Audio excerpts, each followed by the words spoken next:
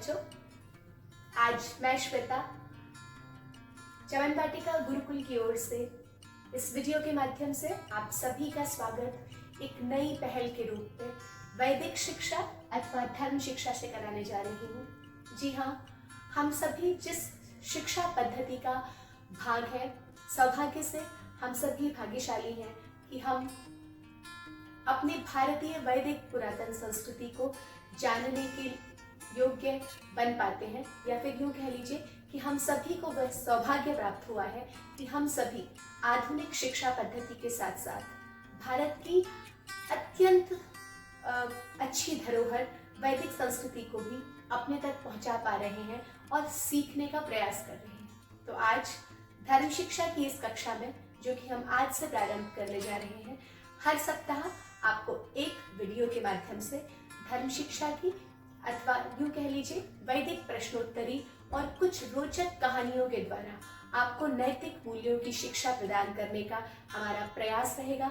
हम चाहते हैं कि हमारे बच्चे शैक्षिक तौर पर जितने समझदार बने, उतने ही भावनात्मक तौर पर एक ईमानदार व जागरूक मानव बने। जी हाँ, ऐसे जागरूक व्यक्ति जो कि हर भावना को समझना व परखना जानते हो, ऐसे बच्चे जिन बच्चों को हर परिस्थिति को बैलेंस के साथ अर्थात संतुलन के साथ हैंडल करना आता हो, हम ऐसे बच्चों को तैयार करना चाहते हैं जो बच्चे हर परिस्थिति में अपने चेहरे पर एक छोटी सी मुस्कान हर व्यवहारिक मूल्यों में की परीक्षा में पास हो सके, उत्तीर्ण हो सके। किसी बड़े उद्देश्य के साथ गुरुकुल परिवार अथवा यूं कह लीजिए समस्त गुरुकुल परिवार अपने सभी विद्यार्थियों को देश की भावी युवा व जागरूक पीढ़ी बनाने के लिए तैयार कर रहा है और एक ऐसे विद्यार्थी की अपेक्षा इस देश से कर रहा है जो कि हर स्तर पर सर्वश्रेष्ठ और अहम बनने का प्रयास करेगा। तो आइए वैदिक शिक्षा की कड़ी में सबसे पहले हम अपने विश्व का आदि ग्रंथ, जिसको कि वेद कहा जाता है, जी हाँ, वेद इस समस्त सृष्टि की रचना से पहले हुई एक ऐसी एक ऐसी रचना है जिसको अपौरुषेय अर्थात जो किसी पुरुष द्वारा रचित नहीं है, अमानवीय है, ईश्वर द्वारा प्रदत्त ज्ञान है। लेकिन हाँ, पृथ्वी पर आने के लिए उस ज्ञान को ईश्वर ने कुल 4 ऋषियों के अंतःकरण में समाहित किया और वह ज्ञान हम तक पहुंचा। तो आज हम वैदिक प्रश्नोत्तरी के उन्हीं कुछ विशेष व लघु परिचय को जानने का प्रयास करेंगे। आइए देखते हैं कि हम वैदिक शिक्षा के तहत वेद और उसके वेदांग अथवा उसके कितने भागों को जान पाएंगे। वेद व वेदांग, वेद कुल 4 है। मैंने जो संख्या है वो इंग्लिश लिपि में भी और हिंदी अर्थात देवनागरी लिपि में भी लिखी है। हम सभी अक्सर इससे परिचित नहीं है, तो मैं चाहती हूँ हमारे विद्यार्थियों को हिंदी और अंग्रेजी दोनों की गणना आए। तो ये जो 4 जिसको हम इंग्लिश में ऐसे लिखते हैं, हिंदी में ये ऐसे लिखा जाता है 4। वेद कुल 4 है और उसके जो अंग हैं अर्थात वेदांग, वेदों के अंग। वेद एक बहुत ही कठिन रचना है, एक विशाल रचना है। उस रचना के अंदर जितना भी ज्ञान निहित है उसको सरल रूप में प्रस्तुत करने का काम, छोटे छोटे विषयों में प्रस्तुत करने का काम जो करते हैं उनको हम वेदांग कहते हैं। वेदांग कुल 6 है।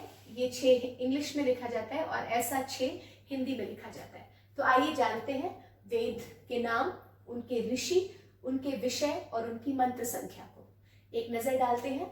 तो वेद कुल 4 है, जिसमें से सबसे आदि ग्रंथ जो है वो ऋग्वेद को कहा जाता है।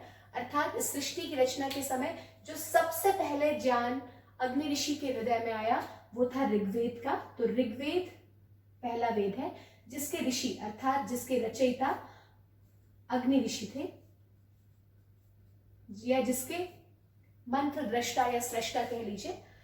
जो ऋग्वेद का विषय है वो ज्ञान है, अर्थात इस संसार में आने के बाद मनुष्य को जिस भी प्रकार की ज्ञान की आवश्यकता पड़ती है व्यवहार में लाने के लिए अथवा समझने के लिए, खुद को जानने के लिए व संसार को जानने के लिए, उस सभी प्रकार के ज्ञान का जो समागम है वो ऋग्वेद के द्वारा अग्नि ऋषि ने प्रस्तुत किया। ऋग्वेद में कुल 10,580 मंत्र हैं। 10,580 को हम हिंदी में इस प्रकार लिखते हैं, ये आपका इंग्लिश की लिपि में है 10,580, तो हम याद रखेंगे। दूसरा वेद है यजुर्वेद। जी हाँ, यजुर्वेद वायु ऋषि के द्वारा लिखा गया। यजुर्वेद का विषय कर्म है, अर्थात इस संसार में आने के बाद हमें कौन से कर्म करने चाहिए, कौन से कर्म करणीय हैं, कौन से अकरणीय हैं, और किस प्रकार के कर्मों का क्या फल होता है, कर्मों को हम किस इच्छा से करें, किस भावना से करें, किस भाव के साथ करने से उसका जो फल है वो पुण्य रूप में होगा, किस भाव के साथ करने से पाप रूप में होगा। इस सभी विशाल विषय का जो वर्णन है वो यजुर्वेद में किया गया है। यजुर्वेद की जो ऋषि है वो वायु है, विषय कर्म है, और इसकी जो मंत्र संख्या है, ऋग्वेद सबसे बड़ा विषय, सबसे बड़ा वेद है, तो हम याद रखेंगे ये सबसे बड़ा वेद है जिसमें 10,580 मंत्र हैं। यजुर्वेद में 1975 टोटल मंत्र हैं। 1975 हम ऐसे लिखते हैं इंग्लिश में, 1975 ऐसे हिंदी में लिखा जाता है। उसके बाद तीसरे स्थान पर आता है सामवेद। जी हाँ, सामवेद एक गायन प्रमुख वेद है, जिसके जो ऋषि हैं वो आदित्य हैं, और जिसका जो विषय है वो उपासना है, उपासना अथवा संगीत। तो संगीत व उपासना की सभी विधाओं को अपने में लिए, अपने में निहित किए सामवेद आदित्य ऋषि द्वारा मनुष्य मात्र तक पहुंचाया गया। और उसके बाद अंतिम वेद आता है अथर्ववेद। अथर्ववेद अंगिरा ऋषि द्वारा लिखा गया, प्रणीत किया वेद है, जो कि विज्ञान विषय को अपने अंदर निहित रखता है, समाहित करता है। जी हाँ, अथर्ववेद एक ऐसा वेद है जिसके द्वारा आधुनिक साइंटिस्ट भी, आधुनिक वैज्ञानिक भी अथर्ववेद की ऋचाओं का इंग्लिश में ट्रांसलेशन करके या फिर अन्य भाषाओं में ट्रांसलेशन करके उसकी सहायता से आज तक यंत्र व उपकरण बनाते हैं।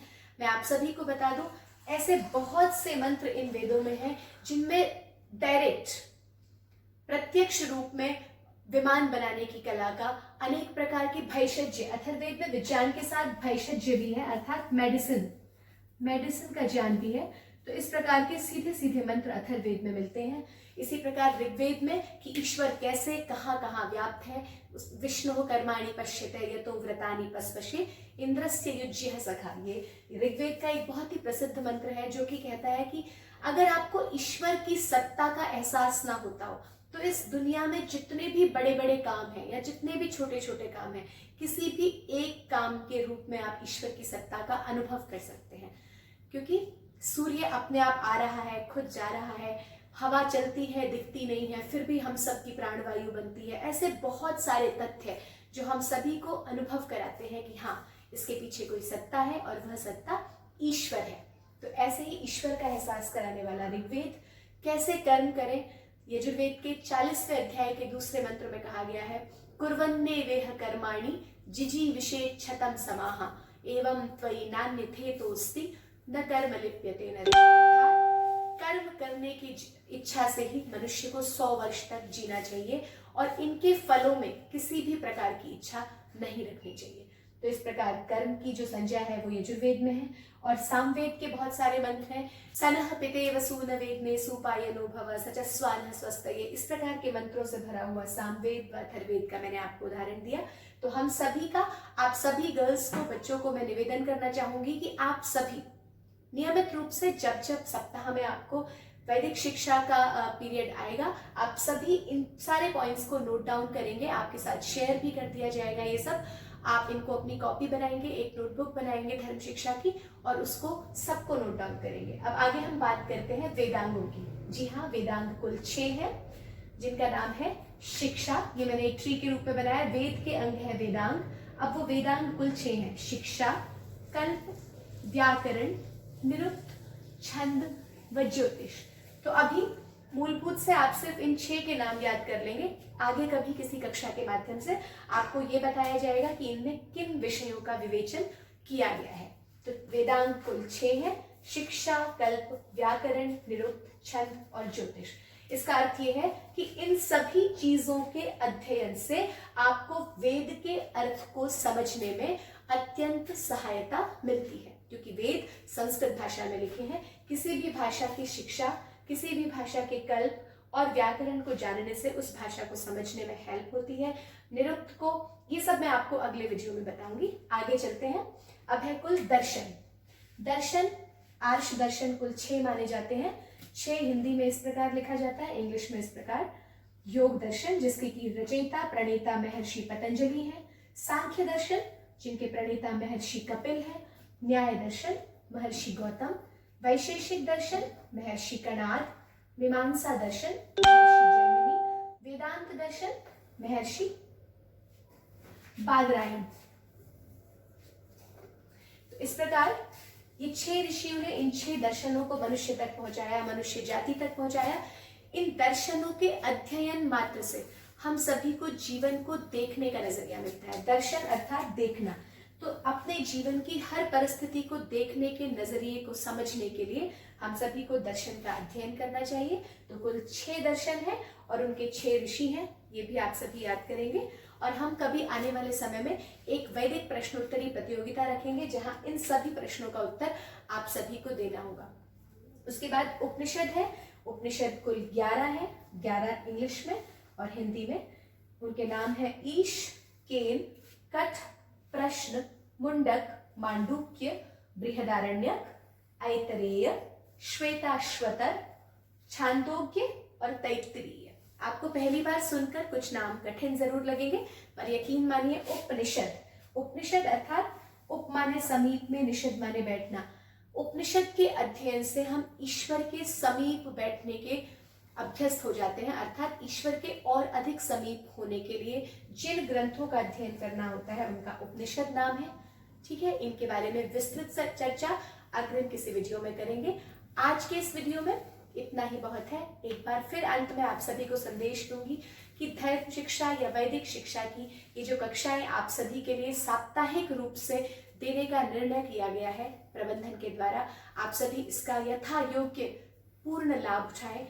किए हुए पाठ को अपनी अपनी नोटबुक्स में जरूर नोट डाउन करें और इसी के साथ मनुष्य जीवन के वास्तविक महत्व को और मूल्यों को जानने का प्रयास करें और सबसे बेहतर इंसान बने। आप सभी गुरुकुल का हिस्सा इसीलिए हैं क्योंकि आपको भीड़ से अलग बनना है। तो भीड़ से अलग बनने के लिए हमारे पास जीवन को अलग नजरिए देखने का अलग नजरिया भी होना चाहिए। इसी उम्मीद के साथ आज की इस वीडियो में विदा लेंगे।